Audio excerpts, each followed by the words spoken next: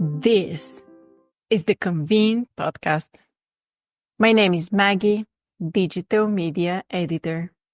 Welcome to another episode of the Convene Talk, dedicated to Convening Leaders 2025. Jen, can you introduce today's topic?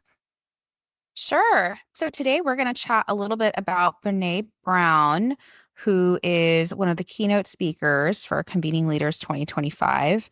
It's pertinent because Brené Brown's actually a researcher at the University of Houston. And as we all know, we're all going to be in Houston for Convening Leaders in January. So she's going to speak on Monday, January 13th, what we're calling a transformative fireside chat about daring leadership. And this is a topic that Brené is a leading expert and researcher on. She's written 6 #1 New York Times bestsellers on the topic, as well as on other topics like shame and courage. And she is also the voice behind 2 podcasts, Dare to Lead and Unlocking Us. She's also just really well known for some of her TED Talks and some specials that have been aired on Netflix and HBO. So when we hear from her at Convening Leaders, she's going to talk about specifically how to build strength and confidence to lead in uncertain times, something I think that will resonate with all of us right now. Barbara, I'm so curious to know what you're most excited about, because I know that you're a big Brené Brown fan. Thanks, Jen. I am a big Brené Brown fan. I somehow came across her very early on. She had this first book that she initially self-published, and then it came out under a different title. I think it's now called The Gifts of Imperfection. But I came across it when it was called I Thought It Was Just Me. Here's what I love about her. Her area of research is on connection and how we are connected to each other. And she studies courage, vulnerability, shame, and empathy. And she started talking about shame when people would come to her and say, could you not have shame in the title? And she's like, well, this is kind of the whole point of what I'm talking about is what is the function of shame, and how that's connected to vulnerability, and then how that's connected to leadership. And I don't know if you guys have seen the TEDx talk that she did in 2010. That has had nearly 70 million views. And it's like in the top 5 all-time viewed TED Talks. So I think for our audience, just to witness, I mean, she has such command of the stage, such a good communicator. And I think that what she has done, like she hasn't done this single-handedly, of course, but I just see how there's just been a real transition into where talking about emotions like shame and vulnerability were private and they were kind of considered fuzzy. And then over here, you talked about business and leadership and strength. And she has really joined those two together and showed how true leadership is being able to kind of, have the tolerance to have empathy for yourself and others, and just understand how universal these emotions are. An Atlas of the Heart, which may be her most recent book, in her research, she said people could only name 3 emotions. They're happy, they're sad, they're pissed off. And then, so the atlas is to just look at the nuances. So, I mean, I am so curious to hear what you guys think, but I'm excited just because I've been a fan of hers for a long time. Michelle? I was just looking at her maybe not her most recent, but a recent Instagram post, which I thought was just so timely. She wrote it November 8th, which we know is right after the election. And she talked about despair being a claustrophobic feeling. This part I love. She said, the research shows that hope is a powerful antidote to despair. What's interesting, however, is that hope is not an emotion. I always think of hope as an emotion. It's a feeling. It's something that you feel that is more powerful. than despair, hopefully. But she says that it's a cognitive behavioral process. It's about having a goal, a pathway to achieve that goal, and a sense of agency, or I can do it. And I think this is really her appeal, is that she's so down to earth and she's so easy to relate to. And she also happens to have a soothing voice, a lovely voice. I can attest to that because I listened to Atlas of the Heart, at least part of it, during dental surgery, and I'm just not a good dental patient. I'm extremely anxious, so I wanted to listen to something that I would be kind of just really distracted and soothed, and she did that for me. So I'm really looking forward to her speaking in Houston, which is her home base. Casey, how about you? Well, Michelle, unfortunately, I have a couple cavities that need to be filled soon, so maybe I'll download her audiobook and listen to that while that's being done. Recommend. Something I really like about Brené Brown is that she's research-based. I feel like a lot of people in her space lean more kind of self-help in the kind of just speaking in platitudes kind of way that's not really backed by any sort of science or research. And I love that everything she says really comes from a place of knowledge. I think that's kind of unique in her space. I've read enough kind of nonfiction books to know that there are a lot of people who publish a bit of nonsense and can be pretty successful doing that. But she has a long history of being a really trusted source of her topics and as Barbara said, covering a wide range of emotions and how important it is to integrate that with leadership and not have it be two separate subjects. Well, you just reminded me of something else I really like about her.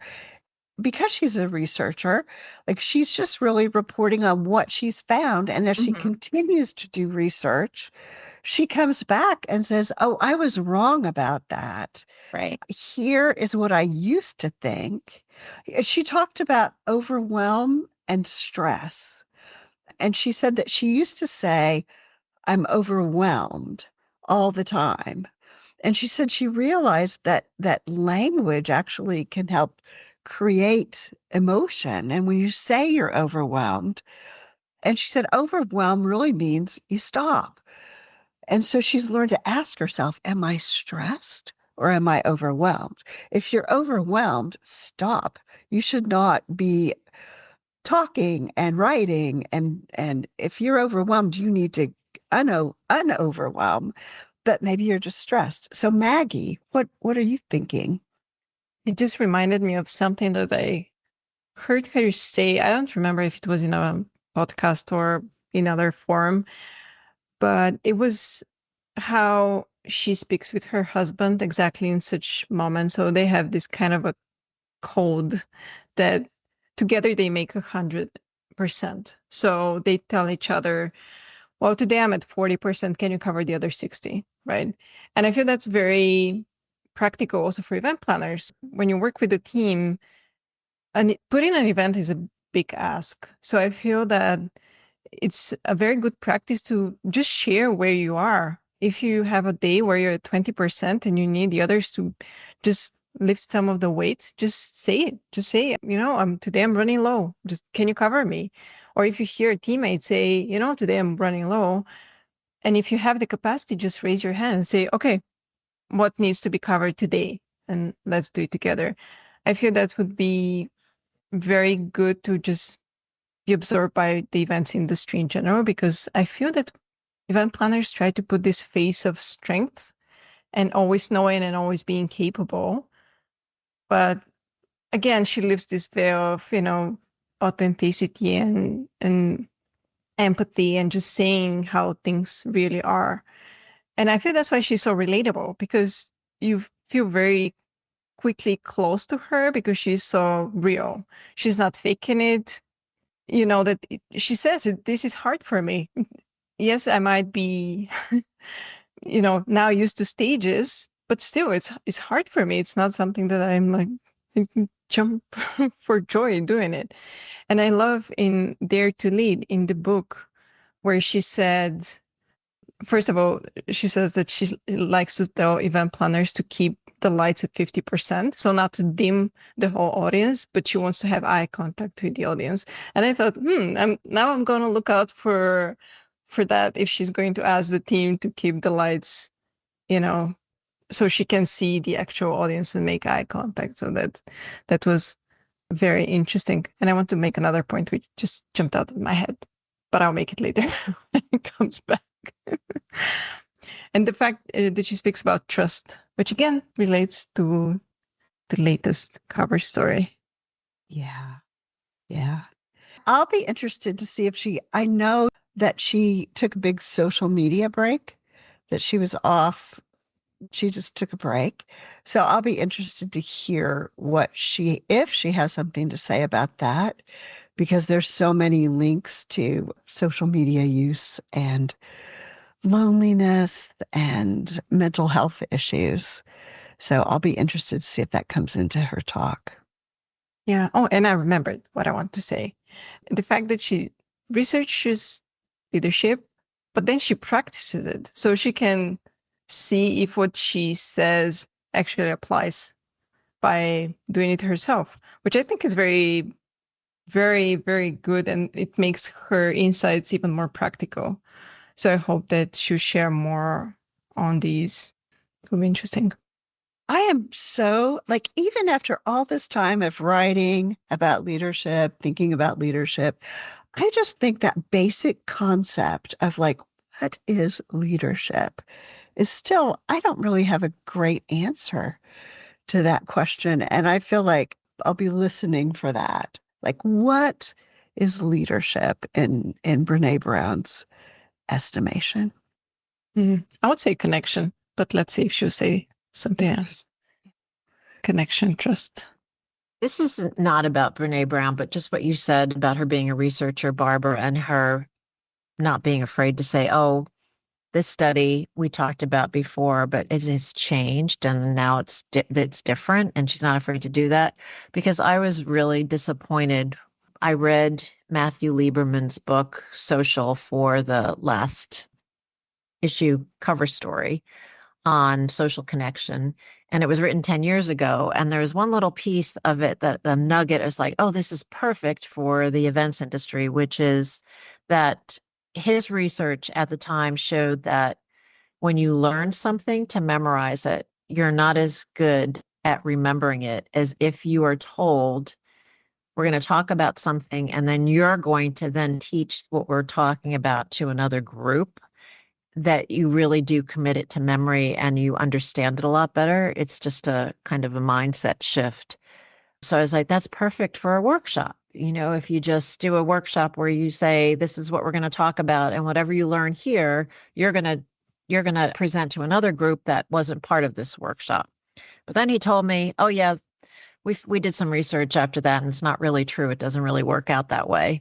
But then there is the caveat, and this is where if you're an academic, you really can start to split hairs. He said it had to do with another research project they did, which was very specific, and it didn't turn out that way. But he still believes that there is truth to that. We go into something thinking that we're going to share it with someone else. We do learn it better. But the fact that he was able to say, yeah, that was that. We don't really talk about that anymore. I think it shows the strength of somebody who really loves something and thinks, oh, this is a great insight and I'm going to keep working on this. And it doesn't turn out to be that way, that they're not afraid to say, well, we tried. I thought it was interesting, but the research doesn't necessarily back it up. I think that's also the mark of a trustworthy source, because, they're not afraid to point out that they were mistaken or have new information and update what they said. Yeah. By the way, making a connection to another episode that we have on the podcast, have you listened to her podcast with Michael Buggy-Stanier? No. It's very interesting because she spontaneously decides to ask him, can you coach me? So he is not prepared for that. I asked him actually before our recording for our podcast, and I said, so did you really not know that she was going to ask? And he said, no, I had no idea she's going to put me on the spot and has to be coached. So he used the 7 questions that he has in the coaching habit on her live on the podcast, which was amazing. Oh, I'm going to go back and listen to that. Yeah. It's an old episode, but it was, it's very cool. Thank you all. As usual, you'll find all the links in the show notes. If you enjoyed this episode, do give us a 5-star review and subscribe wherever you listen to podcasts. For more industry insights, visit pcma.org/convene. Stay inspired, keep inspiring, and until next time.